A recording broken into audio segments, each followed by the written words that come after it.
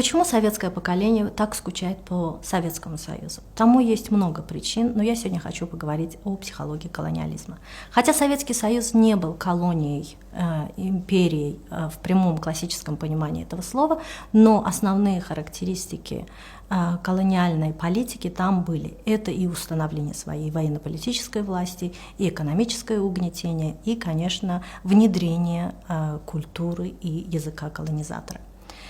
Что такое психология колонизатора? Колонизатор прекрасно знает, что он идет в новые страны для того, чтобы угнетать и обогащаться за счет этой страны.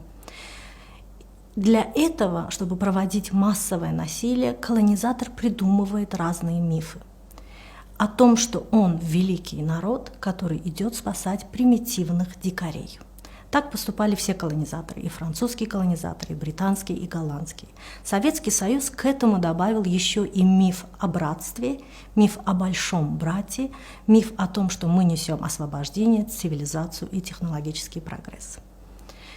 Колонизатор включает машину пропаганды, и через какое-то время все поколение в это искренне верит. Мы идем спасать людей, помогать, обогащать, развивать.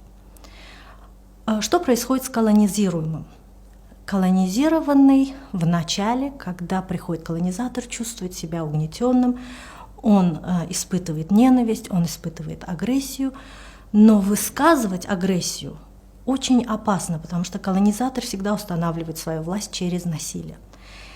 И колонизированный после нескольких попыток понимает всю свою беспомощность, и у него развивается выученная беспомощность.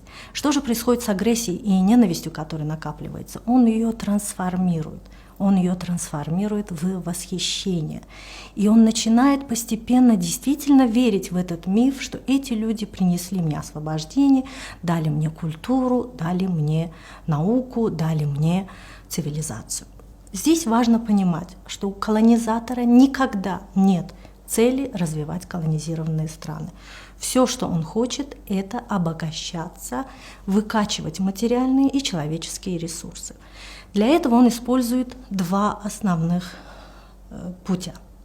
Во-первых, колонизировать территорию и установить там свою власть, и, во-вторых, колонизировать мозг местного населения.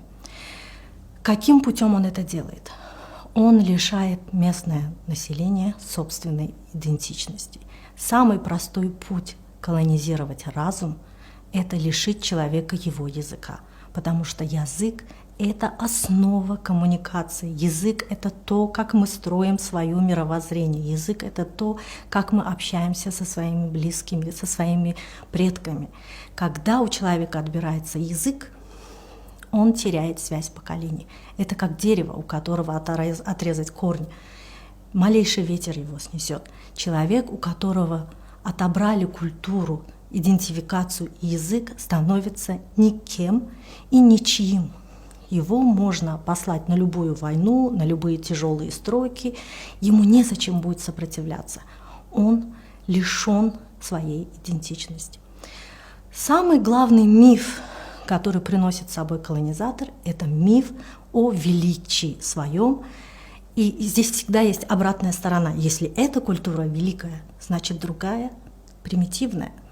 Да? И сегодня, когда люди говорят о своем народе, о своем языке, как о неразвитом, как о примитивном, о своем языке говорят, что он слабый, он небогатый, это результат многолетней пропаганды. Это когда люди смотрят на себя глазами колонизатора. Они говорят о себе так, как многие годы колонизатор внедрял в их мозг, и они уже в это верят. Что мы можем с этим делать? Во-первых, понимать, что это миф. Ни одна культура не может быть более великой, чем другая культура. Каждая культура для своего народа великая. Она может не нравиться кому-то другому, она может быть непонятной, она может казаться другой, но для каждого человека своя культура аутентична, уникальна и великая.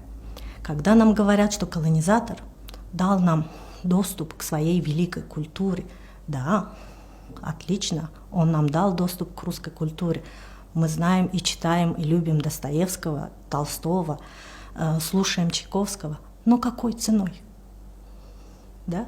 Зато мы не знаем свою культуру, зато мы не знаем свой язык, зато уничтожалась наша культура, уничтожались наши поэты и писатели. То есть это было одностороннее внедрение культуры, традиций и обычаев одного народа и репрессия культуры, обычаев и мифов местного населения. Что нам со всем этим делать?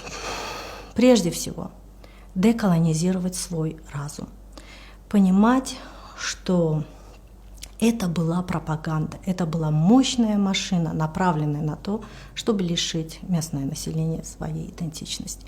Как мы можем это делать? Усиливать свой язык, усиливать свою культуру, знать, понимать, слушать, интересоваться. Это вот первое, самое важное. Второй, очень важный момент. Ни в коем случае нельзя обвинять тех людей, которые плохо знают свой язык и свою культуру. Это не было их выбором. Нужно понимать, что это была пропаганда, это была планомерная русификация населения. На это тратились деньги и силы. И точно так же, чтобы вернуть силу своего языка, нам нужна поддержка. Поддержка нужна личностная, межличностная, дружеская и государственная. То есть только так мы можем восстановить свой язык, культуру и свою идентичность. Называть вещи своими именами.